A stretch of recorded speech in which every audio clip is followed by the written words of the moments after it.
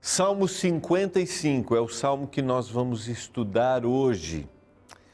Mais uma vez, nós temos um salmo onde o salmista expressa o seu sentimento de tristeza pela traição.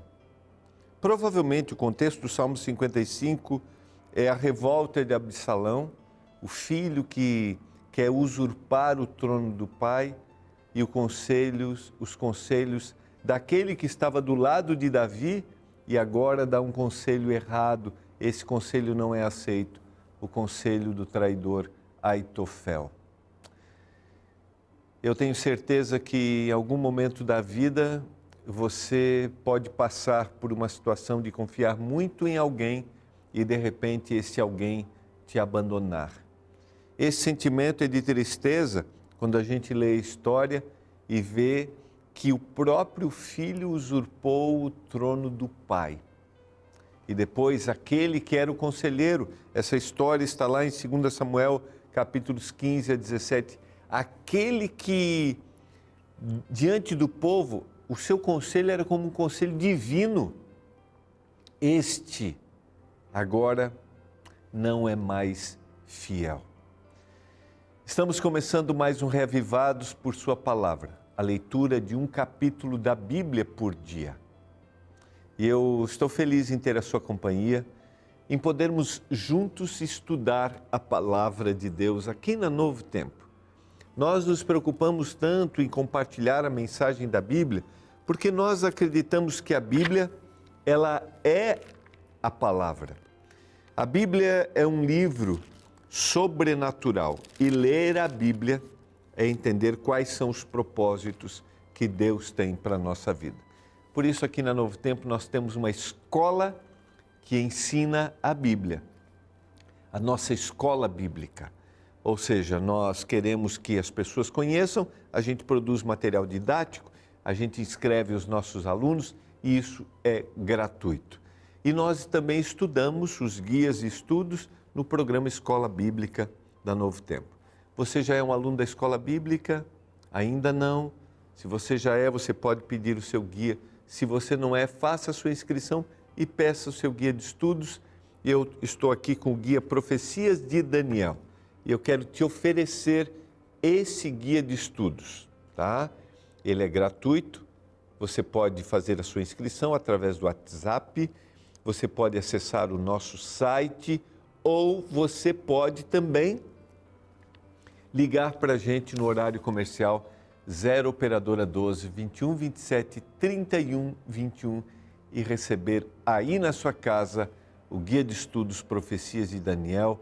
Você vai entender que o Senhor está no controle de todas as coisas, que o Senhor é soberano. Não esqueça, peça seu guia de estudos e acrescente o conhecimento da palavra e não tenha medo em relação ao futuro, sabendo que Deus está comandando tudo. Não esqueça de compartilhar a mensagem também através do nosso canal no YouTube. Você pode enviar o link para os seus amigos, Deezer e Spotify. O que nós queremos é que a palavra de Deus, a Bíblia, alcance todos os corações, em todo momento e em todos os lugares. Olha, a gente vai para o intervalo, é bem rapidinho e na volta vamos estudar juntos o Salmo 55, o sentimento de alguém que foi traído. A gente já volta.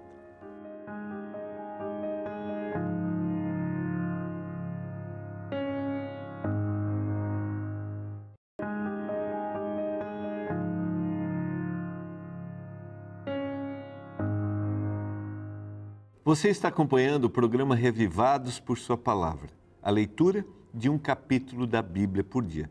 Você sabia que esse é um programa que a Igreja Adventista tem no mundo inteiro? É um programa de motivação. E eu sempre gosto de mencionar aqueles critérios importantes na leitura da Bíblia. Entender qual é a estrutura de linguagem que a Bíblia usada vai nos dar compreensão maior do texto bíblico. E nós estamos lendo estrutura poética, estamos lendo salmos, poesia, música, aquilo que eles cantavam. que refletia o sentimento do autor, do salmista, de alguma ocasião, de algum momento que ele tinha vivido.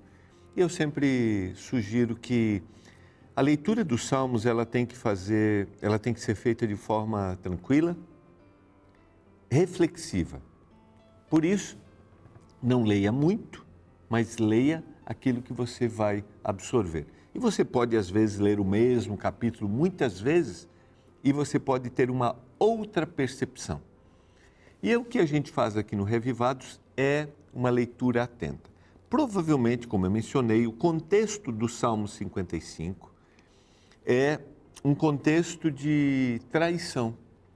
O contexto em que Absalão usurpa o trono do seu pai, ele trabalha para enganar os súditos e agora um conselho primordial de Aitofel, que havia sido um conselheiro de Davi e que agora se torna um traidor. Quando você vai ao texto bíblico, por isso que é importante que quando a gente estuda os Salmos, provavelmente a maioria deles escritos por Davi, tem uma ligação direta com as suas experiências de vida e essas experiências estão lá nos livros históricos. E a gente tem aqui, por exemplo, no 2 Samuel capítulo 15, eu estou aqui no primeiro, vamos para 2 Samuel capítulo 15, capítulo 15 até o capítulo 17, a gente tem a revolta de Absalão e agora a fuga de Davi. Depois você tem a lealdade de Itaí, você tem outros episódios e a gente chega no capítulo 16, no capítulo 16 e no capítulo 17, a gente tem o conselho de Aitofel e de Uzai. O conselho de Aitofel, só para você ter uma ideia, olha o que diz o 16, verso 23. O conselho de Aitofel, o conselho que Aitofel dava naqueles dias era como resposta de Deus a uma consulta. Tal era o conselho de Aitofel, tanto para Davi como para Absalão. E agora ele dá um conselho aqui no capítulo 17, diz o verso 7, então disse Uzai a Absalão, o conselho que deu a Aitofel dessa vez não é bom. Então, verso 14, disseram a Absalão e a todos os homens de Israel, melhor é o conselho de Uzai, o arquita, do que o de Aitofel, pois ordenava o Senhor que fosse dissipado o bom conselho de Aitofel, para que o mal sobreviesse contra Absalão.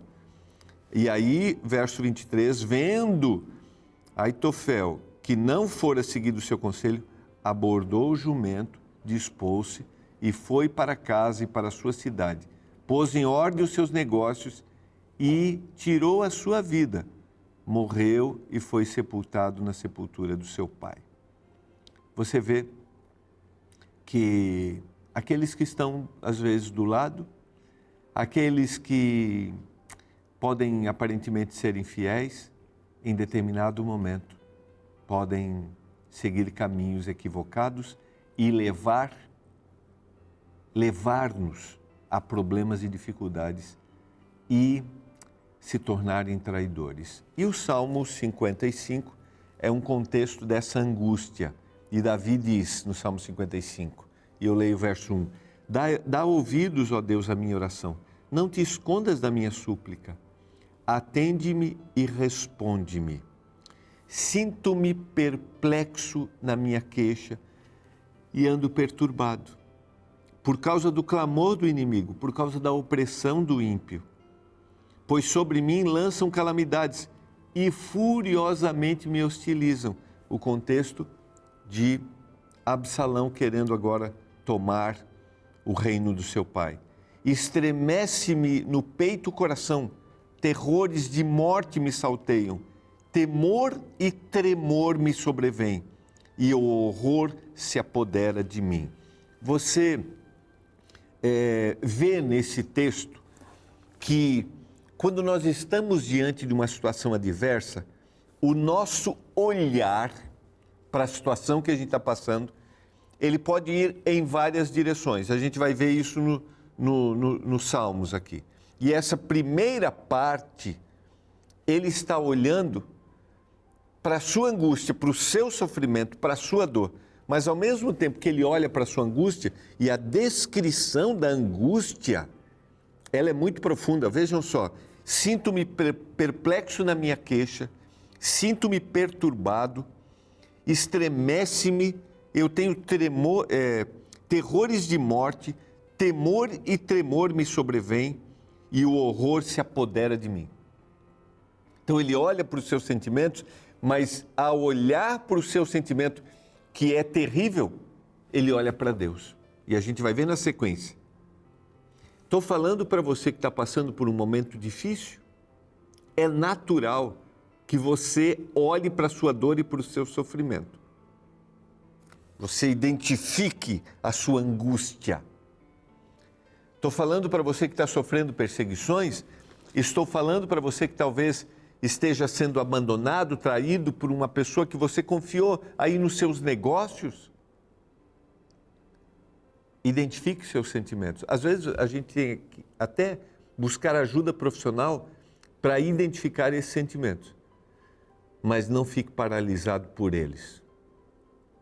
Não deixa que quando você olhar para você e diz assim, o horror se apodera de mim, você se fixe neste horror. É hora de reverter. Então disse eu, verso 6, quem me dera asas como de pomba, voaria e acharia pouso, eis que fugiria para longe e ficaria no deserto. Você sabe que quando a gente tem esses sentimentos de horror, esses sentimentos que nos sufocam, isso vai consumindo nossa energia vital, sabe? Que é a capacidade de reagir. E a gente tem vontade de fugir, né? Às vezes a gente tem vontade de sumir. Você já teve vontade de sumir diante de uma situação? Teve vontade assim, não quero ver ninguém? Fugir da situação, do problema, é natural. Só que a gente tem que encarar a situação. E o que eu quero dizer para você hoje é, não encare as situações adversas sozinho, não. Faça como o salmista, como Davi, dizendo, dá ouvidos, ó Deus, à minha oração e não escondes de mim, não escondas da minha súplica. Atende-me, responde-me. Você está passando por um momento difícil, diga isso para o Senhor hoje. Me atenda, Senhor, me responda, me dê caminhos ou coloque pessoas na minha vida que me deem um direcionamento. E ele volta agora, depois de dar esse sentimento, revela os seus sentimentos de dor, a vontade de fugir, a vontade de sumir. E lá no verso 8 ele diz, dar-me-ia pressa em abrigar-me do vendaval. Destrói, Senhor, e confunde os seus conselhos dos inimigos, porque eu vejo violência e contenda na cidade. Dia e noite giram nas suas muralhas e muros adentro campeia a perversidade e a malícia. O olhar. Se eu continuo fixando o meu olhar somente naquilo que está errado, se eu continuo fixando o meu olhar nas coisas que estão ruins, estão erradas, e isso vai transformar o meu pensamento. Nós somos, diz a Bíblia, transformados pela contemplação. Não tem como. Esta é regra. É regra. Aquilo que eu vejo, aquilo que eu assisto, aquilo que eu ouço, isso vai me fazer. E se eu me concentrar nas minhas dores, se eu me concentrar em tudo que está errado, isso vai me transformar, vai transformar meu pensamento. E eu não vou conseguir olhar para aquilo que eu devo olhar. O que tem ocupado o seu pensamento? O que tem ocupado o seu tempo? Eu não estou dizendo que a gente deva se tornar pessoas alienadas, né? Que a gente não deva saber o que está acontecendo no mundo, que a gente não deva conhecer, procurar caminhos e ter discernimento. Não, não é isso. O que eu estou dizendo é que a nossa vida não pode se resumir a um único olhar, uma única direção, no sentido assim, eu vou olhar para a minha dor, meu sofrimento, está tudo errado, está tudo injusto. O meu olhar, ele tem que se dirigir para o Senhor todos os dias, em todos os momentos. Você deseja que o seu olhar se volte para o Senhor hoje. Continuação. Verso 11, a destruição no meio dela, as suas graças, as suas praças melhor, não se apartam a opressão e o engano, olhando para a cidade. Verso 12, com efeito, não é inimigo que me afronta. Se o fosse, eu suportaria. Nem é o que me odeia que se exalta contra mim, pois dele eu me esconderia. Por que a frustração do salmista se torna maior? Por quê? Porque quem está afrontando e quem está criando situações para prejudicá-lo é gente da sua gente. Como a gente viu no salmo anterior, os zifeus eram aqueles da própria tribo de Davi, da tribo de Judá. Agora, ele está falando do seu conselheiro, ele está falando do seu filho. Ele diz, se fosse o inimigo, né, fosse um inimigo declarado, eu suportaria, mas é sangue do meu sangue, carne da minha carne, né? Gente que fez parte da minha vida.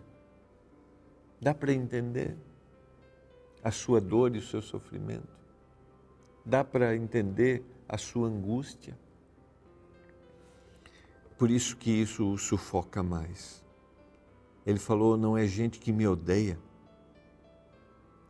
Se fosse, eu me esconderia como ele fez muitas vezes.